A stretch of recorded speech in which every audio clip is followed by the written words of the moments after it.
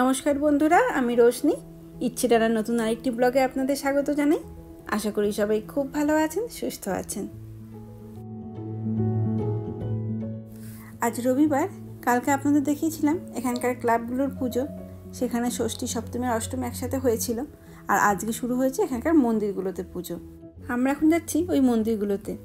চলুন আপনাদেরও দেখিয়ে নিয়ে আসবো এখানে মন্দিরের পুজো কেমন হয়। এখানে আমাদের চারপাশে অনেক মন্দির আছে। সব জায়গাতেই আজকে থেকে পুজো শুরু হয়ে গেছে। তবে এখন আমরা যাচ্ছি টরন্টোতে, যেটা বাড়ি থেকে যেতে সময় লাগবে প্রায় 1 ঘন্টা 10 মিনিট মতো। ভেবেছিলাম একটু সকাল সকালে বেরোবো, কিন্তু আজকেও দেরি হয়ে গেল। এখন 12টার মতো বাজে। সামনে এই গাড়িটাতে দেখুন কত মোটা মোটা হুইল। সাধারণত সব গাড়ি তো একটা লেন ধরে যায়, কিন্তু এই গাড়িটা এতটাই ভারী হয়ে গেছে যে দুটো লেন একসাথে কভার করে যাচ্ছে। এই যেটা আমরা মনে মনে এতক্ষণ ভয় পাচ্ছিলাম, সামনে দেখুন কীরকম ট্রাফিক জ্যাম। টরন্টোতে এলে এই জ্যামটা সারা বছরই থাকে, বরং আজকে উইকেন্ড বলে হয়তো কম আছে, আর উইকডে হলে এটা থাকে অনেক বেশি। আর বেশিরভাগ অফিসে থাকে টরন্টোতে, তার জন্য মানুষজন এই গাড়িটাকে অ্যাভয়েড করে ট্রেনে করে যাতায়াত করে। এই যে চলে এসেছি, প্রায় 20 মিনিট মতো জ্যামেতে আটকেছিলাম। আমাদের প্রথম গন্তব্যস্থল হচ্ছে টরন্টো দুর্গাবাড়ি। এটা একটা প্রতিষ্ঠিত মন্দির, আর এখানে সারা বছরই দুর্গা মায়ের আরাধনা করা হয়। একটু গাড়িটাকে দূরেতেই রেখে দিয়ে আসতে হলো, কারণ কাছাকাছি কোনো পার্কিংই ফাঁকা ছিল না। মন্দিরের সামনে আসতেই এত মানুষের ভিড় দেখে মনটাও যেন কত ভালো হয়ে গেল। আসলে দেশে যেরকম সব জায়গাতেই পুজো একটা গন্ধ বেরোয়, এখানে তো সেটা হয় না। এই কোনো মন্দিরের সামনে আসলে এত মানুষ শাড়ি পরে, পাঞ্জাবি পরে যখন ঘুরে ঘুরে বেড়ায়, তখন বোঝা যায় যে হ্যাঁ, এখানে পুজো হচ্ছে। এই যে আমরা দুর্গাবাড়িতে চলে এসেছি, আর এসে দেখলাম সপ্তমীর অঞ্জলি এখনও চলছে। ভালোই হলো, আমরাও একবার পুষ্পাঞ্জলিটা দিয়ে দিতে পারলাম, কারণ অ্যাকচুয়ালি তো পুজো আজকে থেকেই শুরু হয়ে গেছে। আর ছেলেরাও দেখলাম ওখানে বসে পড়েছে পুষ্পাঞ্জলি দেওয়ার জন্য।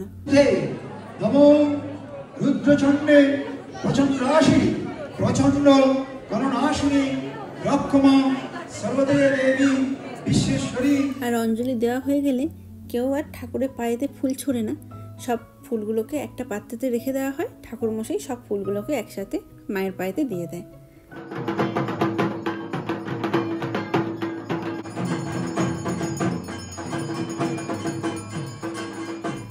পুষ্পাঞ্জলি দেওয়ার পর ঠাকুরের আরতি দেখে তারপরে আসলাম ভোগ প্রসাদের লাইনে। এই যে এত বড় যে লাইনটা দেখতে পাচ্ছেন, এটিই হলো প্রসাদ নেওয়ার লাইন। আর আমরাও দাঁড়িয়ে পড়েছি এখানে। আর আজকে আবার আরও একটা বিশেষ দিন, মিকুর বাবার জন্মদিন। তাই এই দিনে ঠাকুরের দর্শনের সাথে সাথে যদি ভোগ প্রসাদ পাওয়া যায়, সেটা কি কম ভাগ্যের কথা। প্রায় 1/2 ঘন্টা মতো দাঁড়িয়ে পেয়ে গেছি আমাদের ভোগ প্রসাদ। এখানে রয়েছে গরম গরম খিচুড়ি, সয়াবিন পনিরের তরকারি আর আলু ভাজা। আর এখানকার খিচুড়িটা না পুরো একদম অমৃত সমান, এত ভালো করে। বাড়িতে আমি যত ভালো করেই করার চেষ্টা করি না কেন, এই রকম স্বাদের ধারে কাছে আসে না। এখানকার ঠাকুর দেখে এখন আমরা যাচ্ছি পরের ঠাকুর দেখতে। এই টরন্টো এরিয়াতেই প্রায় 5-6টা জায়গাতে পুজো হচ্ছে, সেইগুলি আজকে আমরা দেখব। আর এখান থেকে পরের মন্দিরে যেতে সময় লাগবে প্রায় 10 মিনিট মতো, খুবই কাছে। চলুন।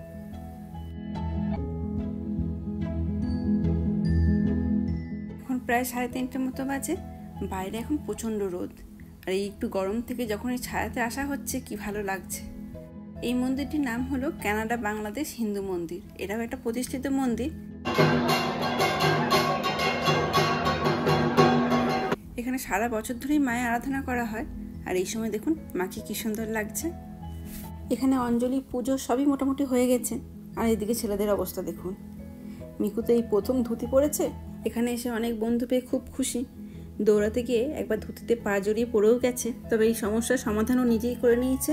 দেখুন ধুতিটাকে কীভাবে তুলেছে, আর ওকে কে আটকায়। আর ওই সময় আমি ওখানে ছিলাম না, তো আমি যখন এসেছি আমাকে আবার সেগুলো ভালো করে গুছিয়ে বলছে। এখানকার মন্দিরগুলোতে একটা জিনিস বেশ ভালো লাগে, যতক্ষণ পর্যন্ত মানুষজন আসেন অঞ্জলি দেওয়ার জন্য, ততবার এখানে অঞ্জলি দেওয়া হয়। এখন প্রায় 4:10 মতো বাজে। এই যে এখনো অঞ্জলি চলছে।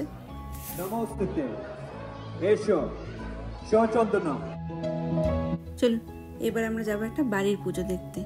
যদি এই পুজোটা এবার আমরাও প্রথমবারই যাচ্ছি। দুই ছেলেরই ধুতিটা চেঞ্জ করে দিয়েছি, দেবাঙ্ককে একটা পাজামা পরিয়ে দিয়েছি, আর মিকাকে জামা প্যান্টটা চেঞ্জ করে দিয়েছি।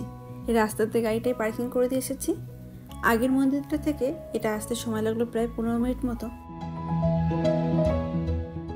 যেহেতু এটা একটা বাড়ির পুজো, তাই কমিউনিটি সেন্টার বা মন্দিরের মতো অত তো জায়গা থাকে না, তাই পুরো পুজোটাই হচ্ছে কিন্তু গ্যারেজে। আর সেটা কিন্তু দেখে বোঝার উপায় নেই, এত সুন্দর অ্যারেঞ্জমেন্ট এনারা করেছেন। নমস্কার, আগত সকল দর্শনার্থীকে চতুর্থ বর্ষে ধরবাড়ি দুর্গাপুজোর পক্ষ থেকে জানাই শারদীয় সাদর অভিনন্দন। আমাদের দেশে তো থিম ছাড়া কোনো পুজোই হয় না আজকাল, তবে এখানে কিন্তু অত থিমের প্রচলন নেই।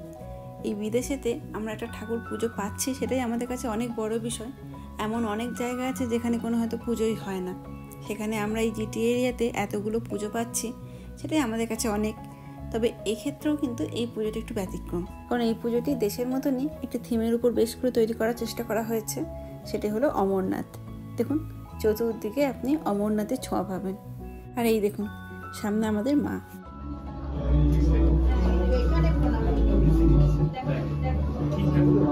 কি অপূর্ব না মায়ের মুখখানি। আর এই প্রদীপদানিটি দেখুন, এই আগুনটা কিন্তু আসল নয়। আসলে এখানকার বাড়িগুলো যেহেতু কাঠের, আগুন ব্যবহারের ক্ষেত্রে অনেকটাই সতর্কতা অবলম্বন করতে হয়, না হলে আগুন ছড়িয়ে যাওয়ার ভয় থাকে। আর এখানে তো সব বাড়ি তো পুরো গায়ে গায়ে, একটা বাড়িতে আগুন লেগে গেলেই অনেকগুলো বাড়ি একসাথে ক্ষতিগ্রস্ত হয়।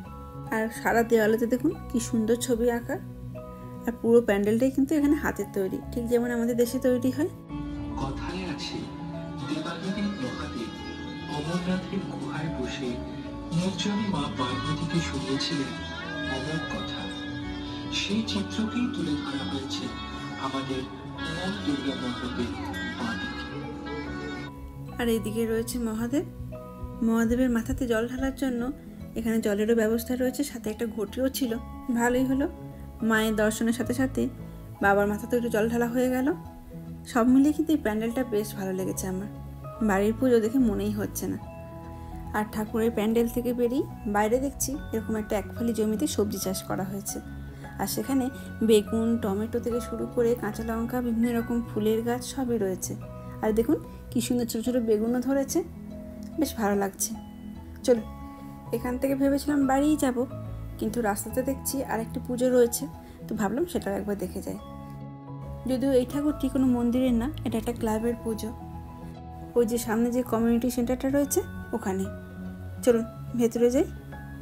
এই পুজোটা দেখতে আমরা আগেরবারও এসেছিলাম, আগেরবারই প্রথম শুরু হয়েছিল, আর এটা হচ্ছে দ্বিতীয় বর্ষ।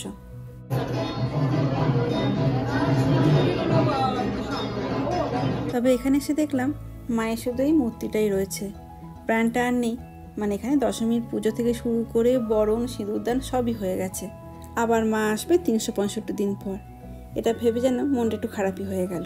বিদেশের এটাই পুজোর নিয়ম, কোথাও পুজো শুরু তো কোথাও পুজো শেষ। যে পুজো নিয়ে এত আয়োজন, এত প্ল্যান, এখানে সবই আজ শেষ। আর এখানে যে স্টলগুলো দেওয়া হয়েছিল তারাও সবাই নিজেদের জিনিস গোছাতে ব্যস্ত। মাকে শেষবারের মতো প্রণাম করে এবার বাড়ি পথ ধরলাম। এখন এই 7:30টার মতো বাজে।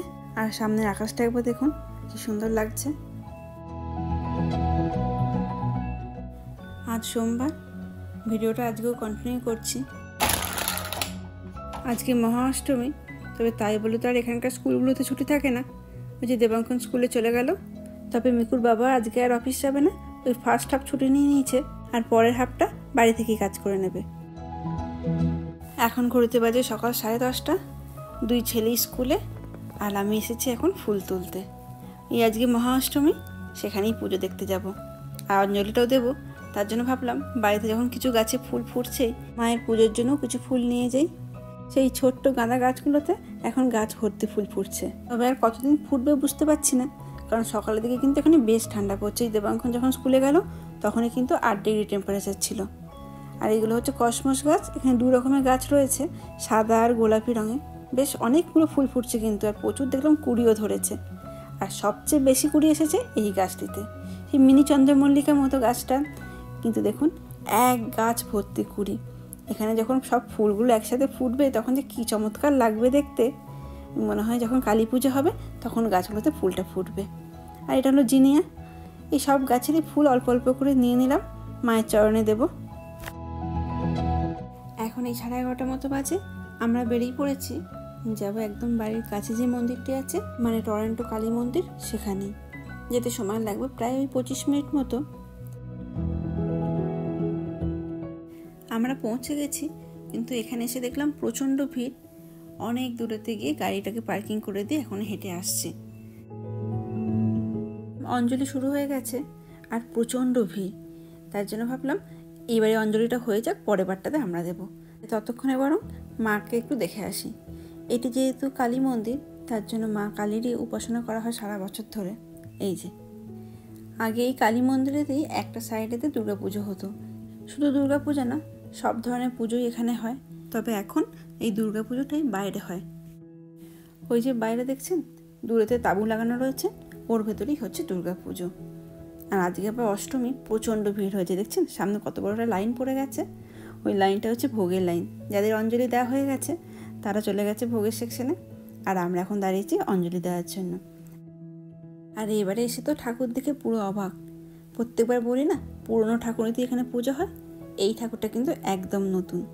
কুমোরটুলি থেকে বানিয়ে এই ঠাকুরটি এবছর নিয়ে আসা হয়েছে।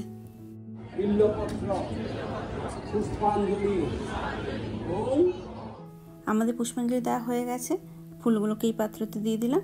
আর আমি বাড়ি থেকে যে ফুলগুলো নিয়ে এসেছিলাম সেইগুলো ওনাদের দিয়ে দিয়েছি। উনি বলেছেন পুজোতে ব্যবহার করা হবে। কি ভালো না বলুন?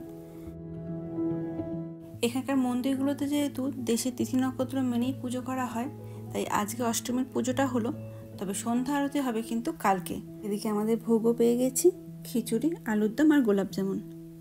এটা খেয়ে এবার আমাদের দৌড়াতে হবে, কারণ মিকুর বাবারও সেকেন্ড হাফে অফিস শুরু হয়ে যাবে, আর মিকুরও স্কুল ছুটির সময় হয়ে যাবে, ওকে তো আবার আনতে যেতে হবে।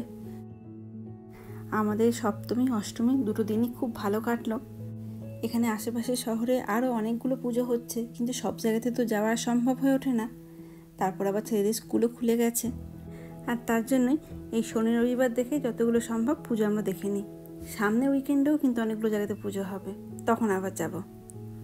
আজ তাহলে আমার ভিডিওটা এখানেই শেষ করছি। এখানকার পুজো কেমন দেখলেন অবশ্যই জানাবেন। যদি ভালো লেগে থাকে লাইক কমেন্ট করে দেওয়ার জন্য অনুরোধ করে রাখলাম। ভালো থাকবেন, সাথে থাকবেন। আবার দেখা হবে নতুন একটি ভিডিওতে।